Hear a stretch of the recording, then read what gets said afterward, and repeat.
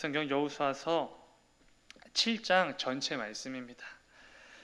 구약성경 여호수아서 7장 1절부터 26절까지 전체 말씀입니다. 우리 그 가운데 1절 한 절만 이 시간 함께 읽도록 하겠습니다. 여호수아서 7장 1절.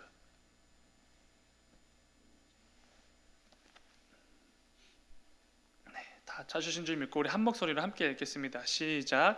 이스라엘 자손들이 온전히 바친 물건으로 말미암아 범죄하였으니 이는 유다 지파 세라의 증손 삽디의 손자 갈미의 아들 아간이 온전히 바친 물건을 가졌음이라.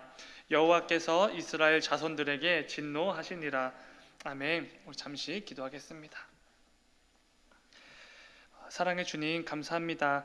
아버지, 오늘 이 새벽에도 우리를 깨워주시고 또 우리에게 마음을 허락하여 주시고 또 모든 상황과 또 형편과 여건들을 허락하여 주셔서 또 이렇게 새벽 예배 자리에 나와왔습니다. 아버지, 이 시간 이 예배 드리는 것이 얼마나 귀하고 값진 것인지를 깊이 깨닫고 예배 드릴 수 있는 시간 될 수 있도록 인도하여 주셔서, 또한 이 시간 선포되어지는 하나님의 말씀을 통하여서 우리를 향한 하나님의 마음과 하나님의 뜻을 깊이 깨닫고 돌아가는 귀한 시간 될 수 있도록 인도하여 주셔서 주님 감사합니다. 거룩하신 예수님의 이름으로 기도드렸습니다.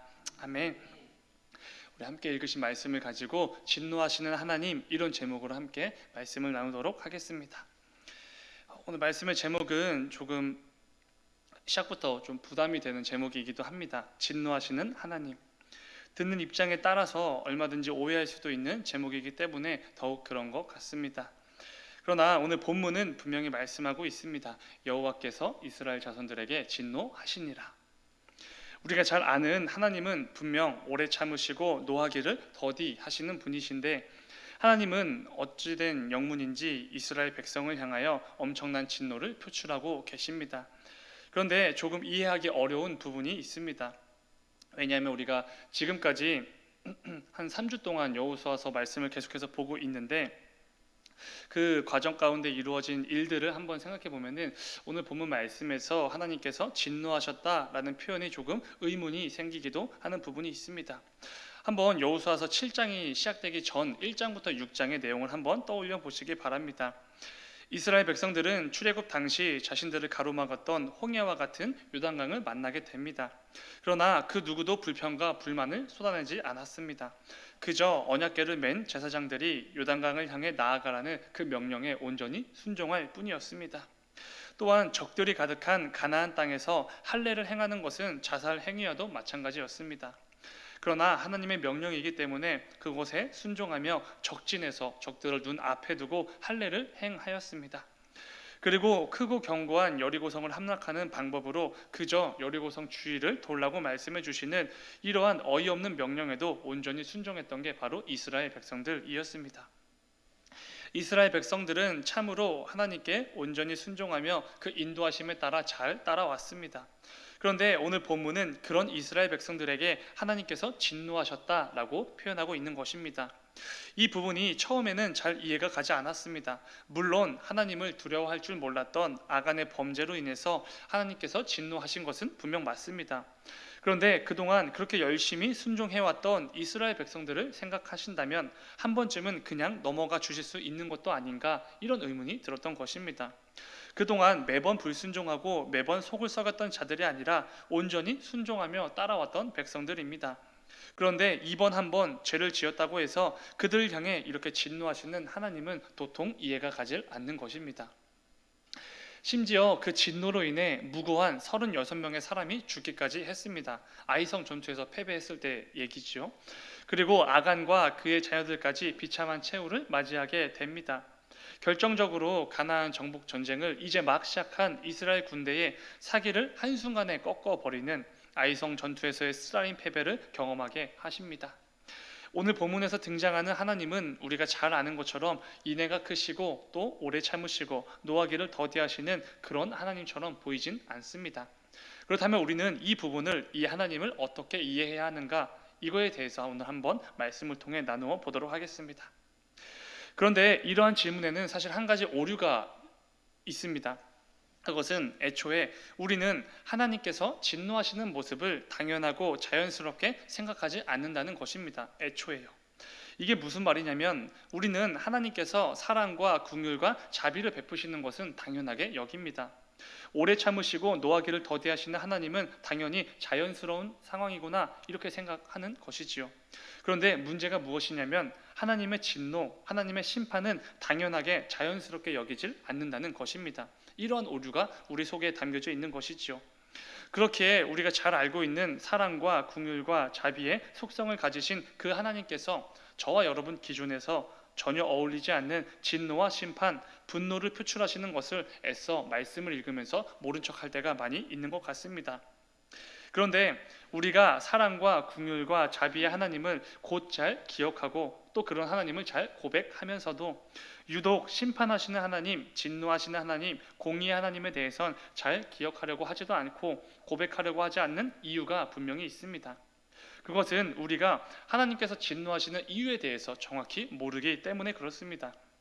그러나 하나님께서 진노하시는 이유를 우리가 알게 된다면 우리가 사랑의 하나님을 매일 찬양과 기도를 통해 고백하는 것처럼 진노하시는 하나님, 공의의 하나님도 고백하게 될 것입니다.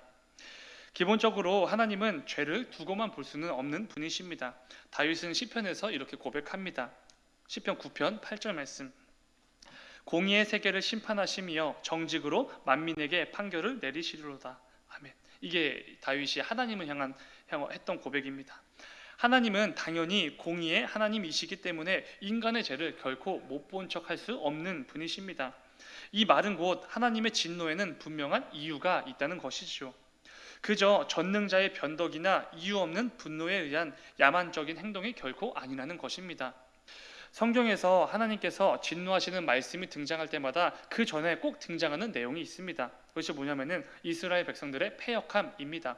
혹은 이스라엘 백성들의 우상숭배, 죄악 이것들이 먼저 등장하게 됩니다. 그러니까 하나님은 인간이 저지른 죄에 대해서만 그저 하나님다운 하나님께서 하셔야 할 마땅한 반응을 보이실 뿐이라는 것입니다. 사랑의 하나님께서 어찌하여 그 분노를 표출하시는가, 어찌하여 진노를 하시는가, 이런 질문 자체가, 의문 자체가 잘못되었다는 것입니다. 하나님은 그저 인간의 죄 앞에서 하나님다운 마땅한 반응을 보이실 뿐이라는 것이죠. 우리가 치과에 가면 치료를 받을 때 의사 선생님들께서 이런 말씀을 하십니다. 많이 아프거나 불편하면 오른손을 살짝 드세요. 이처럼 환자가 손을 드는 행위를 통해 불편함을 기색 그런 것들을 드러내는 것처럼 하나님의 진노는 우리 인간이 저지른 죄에 대한 하나님의 불쾌감을 표시하는 것과 마찬가지입니다. 그렇기에 우리가 성경을 읽다가 진노를 표출하시는 하나님이 등장할 때 당황할 필요가 전혀 없습니다. 우리가 알던 하나님과는 너무 다른 하나님이구나 하고 놀랄 필요도 당연히 없습니다. 하나님은 그저 죄에 대한 마땅한 반응을 보이실 뿐이십니다. 오늘 본문에서도 마찬가지겠지요. 죄악을 범한 백성들에 대하여서 하나님은 마땅히 반응을 하셨을 뿐입니다. 하나님께서 지금 이스라엘을 향하여 진노하신 이유에 대해서 이렇게 말씀해 주시지요. 오늘 본문 10절과 11절 말씀입니다. 여호와께서 여호수아에게 이르시되 일어나라 어찌하여 이렇게 엎드렸느냐. 이스라엘이 범죄하여 내가 그들에게 명령한 나의 언약을 어겼으며 또한 그들이 온전히 바친 물건을 가져가고 도둑질하며 속이고 그것을 그들의 물건들 가운데에 두었느니라. 아멘. 감히 하나님의 것을 도둑질했다라고 말씀하십니다. 마치 재판정에서 죄인들에게 부여된 죄목이 무엇인지를 읊어주는 판사가 이스라엘이 저지른 죄목을 자세하게 읊어주는 것과 같습니다. 아간이라는 사람이 하나님의 명령에 순종하지 않는 죄를 범한 것 같습니다. 하나님의 물건을 도둑질한 것이지요. 여호수아서 6장 18절 말씀을 보면은 하나님께 모든 것을 온전히 바치고 무엇도 손대지 말라라고 분명히 말씀해 주셨습니다. 아간도 당연히 이 말씀을 들었겠지요. 그런데 감히 하나님 명령에 불순종하는 죄를 범하게 된 것입니다. 그리고 하나님은 이것이 곧 나와의 언약을 어긴 것이다 라고까지 말씀해 주십니다. 하나님과의 언약을 어겼다라는 것은 하나님께 반역을 저질렀다와도 같은 말입니다. 요단강을 건넌 후에 이스라엘 백성들은 하나님과 맺은 언약을 다시 한번 되새기지요. 바로 할례를 통해서 말입니다. 할례는 하나님과 백성들 간에 맺은 언약의 증표입니다. 이스라엘이 하나님의 백성이라는 것을 드러내주는 증표와도 같은 것이지요. 이스라엘은 자신의 주인이신 하나님께 순종하고 충성할 것을 목숨을 걸고 약속했습니다. 그리고 하나님은 그런 이스라엘을 끝까지 사랑하시고 책임지시고 보호하실 것을 하나님 역시도 목숨을 걸고 약속해 주셨지요. 이게 바로 하나님과 아브라함이 맺었던 횃불 언약이지요. 이것이 하나님과 백성 간에 맺은 목숨을 건 언약이었습니다. 그런데 아간이 하나님 명령에 불순종함으로 이 언약을 깨뜨려 버린 것이지요. 하나님께 감히 반역을 저지른 것입니다. 이런 죄를 범한 것에 대해 하나님께서는 마땅히 진노하실 수밖에 없었던 것이지요. 조금의 의문도 품을 이유가 없습니다. 결국 그 결과로 그동안 잘 순종하며 따라왔음에도 이스라엘 백성들은 한순간에 하나님의 진노를 받게 되었고 쓰라린 패배를 경험하게 되었습니다. 사랑하는 여러분, 우리는 하나님께서 진노하시는 분이심을 잊어선 안 됩니다. 그런데 우리는 삶을 살아가다 보면 때때로 진노하시는 하나님에 대해서 잊어버릴 때가 있는 것 같습니다. 죄에 대하여 반드시 심판을 하시는 공의의 하나님이시라는 사실을 절대로 잊어선 안 된다는 것이지요. 우리 역시 하나님 보시기에 죄악을 행하고 하나님께 불순종함으로 나아간다면 그동안 우리가 순종하고 충성했던 것과는 별개로 하나님을 진노하시게 만들 수 있다는 것입니다. 하나님은 우리가 저지른 모든 죄에 대하여 반드시 그 책임을 물으실 것입니다. 아까 다윗이 고백했던 것처럼 하나님은 공의와 정직으로 만민을 심판하시는 하나님이시기 때문에 그렇습니다. 우리가 성도라는 직분을 받았다고 해서 하나님의 심판대 앞에 서지 않는 것은 당연히 아닙니다. 이 부분을 착각하면은 우리는 우리의 삶에서 변화를 경험할 수 없을 것입니다.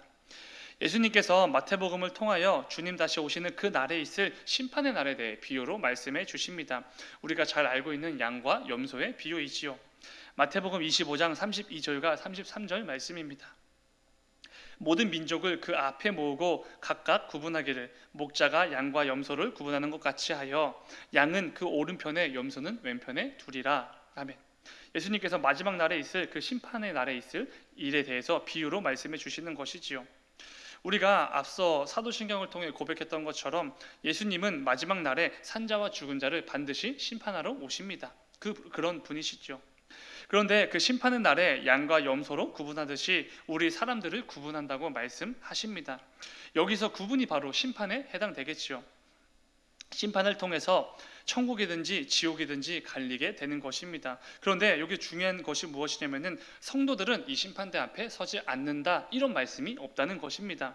뭐라고 말씀하시죠? 일단 모든 민족을 그 앞에 모은다, 심판대 앞에 모은다라고 말씀하십니다. 그렇습니다. 성도라고 해서 심판대 앞에 서지 않는 게 당연히 아닙니다. 성도든 아니든 하나님을 믿든 안 믿든 예수님을 영접했든 하지 않았든 일단은 모든 자들이 온 민족이 만민이 심판대 앞으로 반드시 나아와야 한다는 것이지요. 그 후에 심판이 이루어지고 양으로 구분이 되어 예비된 하나님의 나라를 상속받든지 아니면 염소로 구분이 되어 영원한 불구덩이를 상속받든지 정해지는 것입니다. 사랑하는 여러분, 하나님은 때로는 우리를 향해 진노하시는 분이십니다. 우리가 죄악을 행하고 하나님께 불순종함으로 삶을 살아갈 때 하나님은 우리 삶에 대하여 마땅히 그리고 당연히 진노하실 수밖에 없는 분이십니다. 오늘 말씀을 잘 기억하시면서 우리의 삶이 하나님의 진노를 사는 그런 삶이 되지 않기를 소망합니다.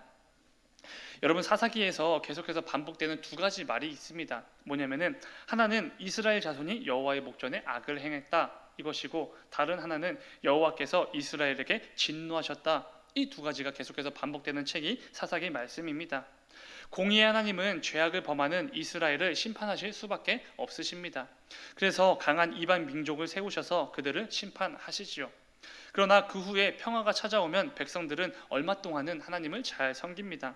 그러나 또다시 죄악을 범하고 우상을 숭배합니다. 이스라엘은 반복해서 죄를 짓고 또 짓고 계속해서 반복합니다. 그때마다 안타깝지만 하나님은 그들을 심판하실 수밖에 없었던 것이지요. 이스라엘 백성들이 심판하시는 하나님에 대해서 좀 더 깨달았더라면, 죄에 대하여 진노하실 수밖에 없는 하나님을 좀 더 인식하며 살았더라면 이렇게 매번 하나님 가슴에 대못을 박으며 죄악을 행하진 않았을 것입니다. 중요한 것은 우리의 삶이 그런 삶이 아닌지를 반드시 점검해 보아야 한다는 것이지요. 오늘 본문에서처럼 우리의 죄악에 대하여 진노하시는 하나님을 깨닫는 것이 우리 역시 너무나 중요합니다. 그리고 그럴 때 우리는 삶 속에서 변화를 경험할 수 있을 것입니다. 이스라엘 백성들은 변화를 경험하지 못한 것이지요. 제 경험상 하나님의 사랑과 긍휼과 용서만 아는 삶은 삶의 변화를 이끌어낼 수가 없었던 것 같습니다. 지은 죄를 회개하고 용서를 구하면서도 또다시 죄의 자리로 나아가게 되었던 것 같습니다. 은연중에 이런 못된 생각을 했었던 적도 있습니다. 하나님은 또 한 번 나를 용서해 주시겠지, 이런 못된 마음을 품을 때도 있었습니다.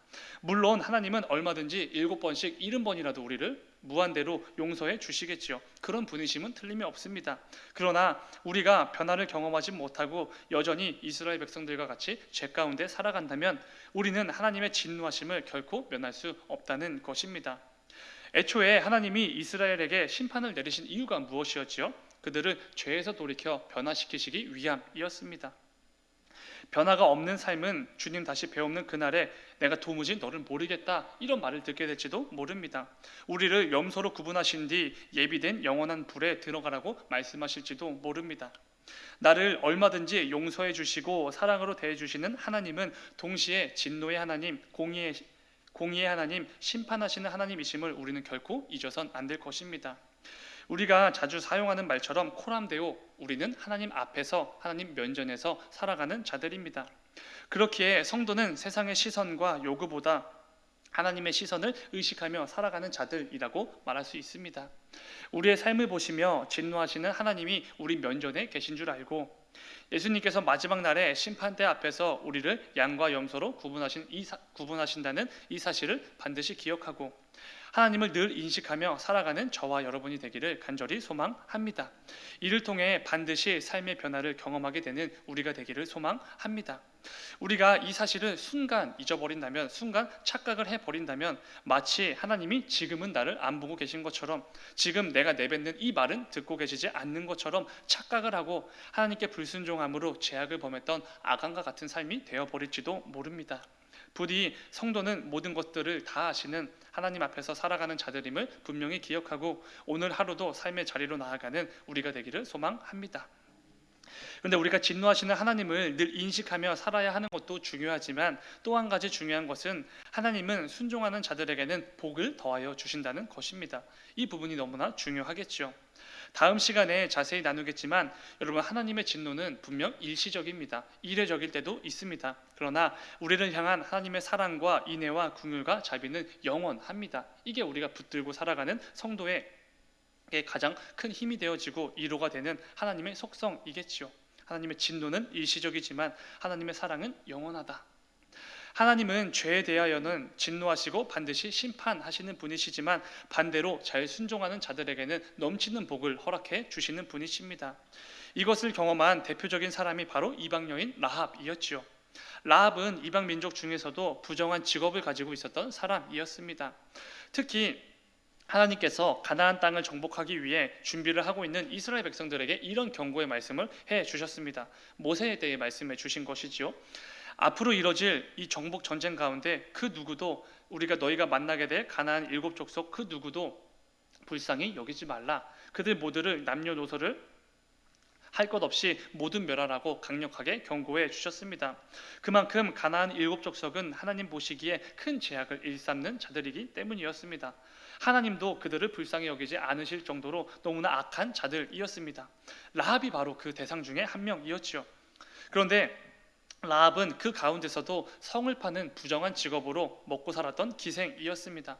다른 사람들은 다 하나님의 은혜를 입을 수 있어도 라합만큼은 입을 수 없는 사람이었지요. 그러나 믿음으로 하나님께 순종하며 나아갈 때 가나안 7족속의 부정한 여인 라합은 하나님의 긍휼과 자비와 사랑을 경험하게 됩니다.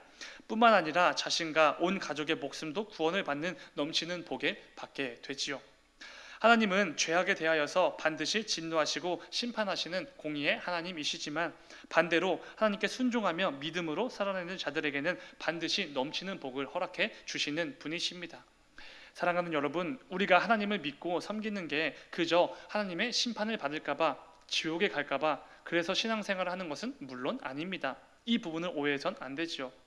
이것은 신이 노할까봐 고사를 지내는 세상의 어떤 잘못된 신앙과 다를 바가 없는 것입니다.